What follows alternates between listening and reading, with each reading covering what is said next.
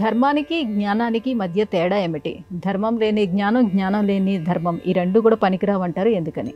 ధర్మం, జ్ఞానం ఈ రెండు కూడా కలిసి ఉన్నటువంటివే. ధర్మం లేని జ్ఞానం, జ్ఞానం లేని ధర్మం పనికిరానటువంటివి నిజంగా.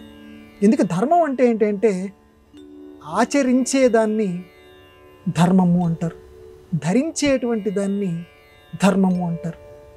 జ్ఞానము అంటే ఎలా ఆచరించాలో చెప్పేటువంటి దాన్ని జ్ఞానము అని అంటారు. రెండు మరి పాలు నీళ్లులాగా రెండు కలిసిపోయే ఉంటాయి.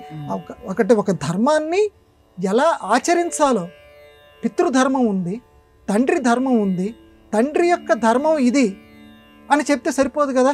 తండ్రి ఏ సమయంలో ఎలా ప్రవర్తించాలి, భార్య ఏ సమయంలో ఎలా ప్రవర్తించాలి, కూతురు ఏ సమయంలో ఎలా ప్రవర్తించాలి, బంధువు అనేటువంటి వాడు ఏ సమయంలో ఎలా ప్రవర్తించాలి చెప్పేటువంటి దాన్ని జ్ఞానము అంటారు. కాబట్టి ధర్మము అంటే ఆచరించేటువంటిది, జ్ఞానము అని అంటే ఎలా ఆచరించాలో చెప్పేటువంటిది. కాబట్టి ఈ రెండూ కూడా ఉండాలి. లేకపోతే ఒకటి కనుక లేకపోతే రెండోది శూన్యం కింద మారిపోతుంది. కాబట్టి జ్ఞానాన్ని నేర్చుకోవాలి, మనం ధర్మాన్ని నేర్చుకోవాలి. అందుకనే ధర్మ జ్ఞానము అంటారు, ధర్మ మార్గము అని అంటారు. ధర్మ మార్గం అంటే ఆ మార్గాన్ని చూపించేటువంటి దాన్ని బుద్ధి అంటాం కదమ్మా, జ్ఞానం. కాబట్టి ధర్మాన్ని మార్గం, ధర్మం అనేది పుస్తకాల్లో ఉంటుంది, పెద్దవాళ్ళు చాలామంది రాస్తారు, ఈ నీతులు ఇవన్నీ రాస్తారు. కానీ దాన్ని ఎలా ఆచరించాలి, ఆలస్యం నిదానము ఆలస్యం అని ఉందమ్మా. కొన్ని చోట్ల నిదానమే ప్రధానం, కొన్ని చోట్ల ఆలస్యం అమృతం జగత్.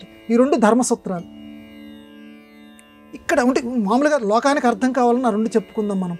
నిదానమే ప్రధానము, ఆలస్యం అయితే అమృతం విషం అవుతుంది, ఆలస్యం అమృతం విషం అంటారు. అంటే జ్ఞానం ఉపయోగించు అంటున్నాడు. రెండు ధర్మాలే, రెండింటినీ నువ్వు ఆచరించు. కానీ ఎలా ఆచరించాలి? జ్ఞానంతో. కొన్ని సమయాల్లో ఆలస్యం అమృతం విషం. అక్కడ రైలు 7 గంటల 45 నిమిషాలు, నెమ్మదిగా వెళ్తానులే నేను చెప్పి నువ్వు ఒక జ్ఞానంతో ఆలోచించు. నీ ఇంటి నుంచి రైల్వే స్టేషన్కి ఎంతసేపట్లో నువ్వు వెళ్ళగలవు ఆలోచన చేసి అంతకు మునుపుగా అక్కడికి వెళ్ళేటట్లుగా చూసుకోవాలి. అది జ్ఞానం. మరి ధర్మం అనేది ఏంటి? ఏం చెప్తుంది? ఆలస్యాత్ అమృతం విషం, నిదానమే ప్రధానం. ఇక్కడ నిదానం ప్రధానం అనేటువంటి ధర్మాన్ని ఇక్కడ పాటించకూడదు.